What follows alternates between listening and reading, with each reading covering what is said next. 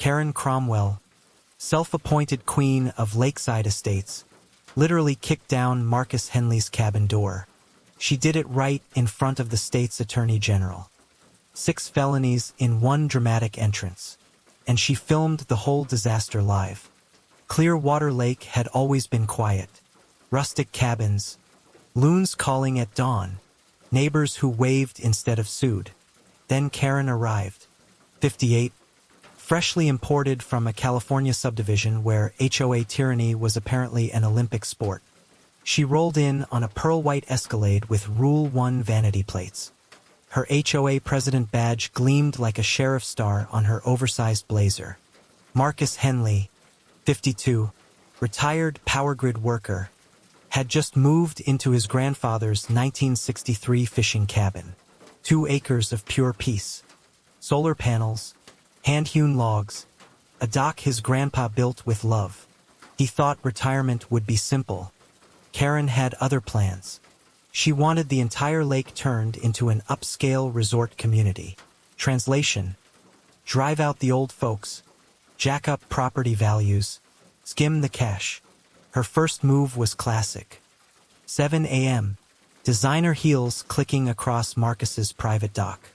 She slapped a $500 violation notice on his screen door. Unsightly structure damaging community aesthetics. Marcus laughed at first. Then the fines kept coming. 3 more in 1 week. Each one bigger. Each one dumber. She circled his cabin like a vulture in heels, snapping photos of his vegetable garden and solar panels. Her perfume smelled like chemical warfare and bad decisions. Marcus tried reason. He showed her the 1963 deed proving his dock was grandfathered. Karen just smirked, hands on wide hips. Everyone on this lake answers to me. Sweetie. She mentioned the Hendersons, the sweet elderly couple who suddenly sold after 23 years. Marcus felt the first chill. This wasn't about docks. This was about land. Karen escalated fast. Certified letters from fancy lawyers. Threats of liens. She parked her Escalade sideways across his driveway for hours, just reviewing parking regulations. She formed the Lakeside Beautification Committee, code for neighborhood snitch squad. Neighbors who once waved now crossed the street. Facebook posts called Marcus an eyesore threatening property values. Orange spray paint on his mailbox screamed, "Comply or leave." Her nephew, Deputy Chad, showed up to investigate and shrugged. Kids, probably. Inspections rained down. Building, environmental, fire marshal. Every single one found Marcus's cabin perfect. Karen's face on the local news, fake concerned, calling his home a hazard. Marcus stayed calm. He started logging everything. He dug into county records. The numbers did not add up. $280,000 in fake dock repairs. $150,000 to a landscaping company owned by Karen's brother-in-law. Insurance claims for storms that never happened. Karen wasn't just a power-tripping Karen.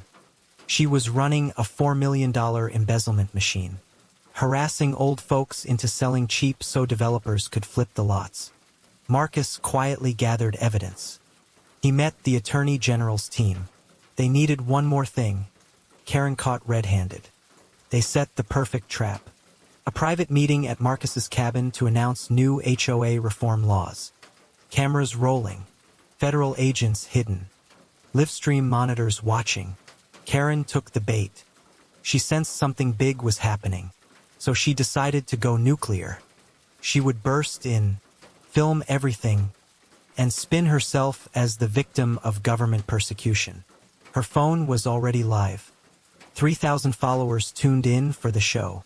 Marcus and Attorney General Patricia Williamson sat at the old oak table. Coffee steaming. Documents spread out. They heard the Escalade roar up. Gravel flying. Heels stomping. Karen's voice boomed through the windows. This is it, folks.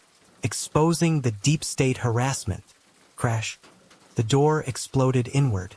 Wood splintered like matchsticks. Karen stormed in. Phone held high like a holy relic. Her blazer strained over her bulk. Perfume hit like a chemical bomb. She pointed dramatically. I demand to know why the Attorney General is secretly meeting with this dangerous man. Williamson didn't blink. She simply stood, badge out. Mrs. Cromwell, I am Patricia Williamson, Attorney General of this state. Karen's face went from righteous fury to pure terror in half a second. Her live stream captured every glorious millisecond. You have just committed criminal trespass, breaking and entering, and assault in my presence. FBI agent Rebecca Torres stepped in from the side door. Handcuffs clicked. Karen Cromwell, you're under arrest for fraud, extortion, witness intimidation, and now felony breaking and entering. The comments section exploded. Supporters turned into horrified spectators watching their hero melt down live.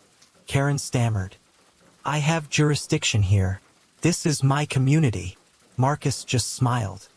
Karen, meet the woman who's been building a case against your little empire for months. Outside, neighbors gathered. Mrs.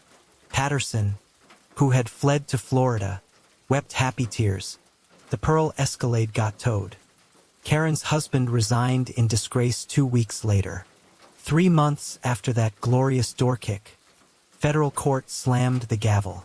3 years in prison. $340,000 in restitution. Lifetime HOA ban. The Crooked Association dissolved overnight. In its place rose the Clearwater Lake Volunteer Association. No fees.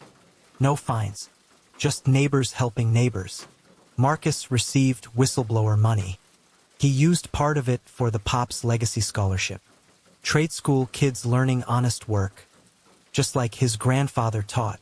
Property values soared once the fear vanished. Old families moved back. The lake hosted solar tours and kids fishing derbies again. Marcus sits on that same screened porch tonight.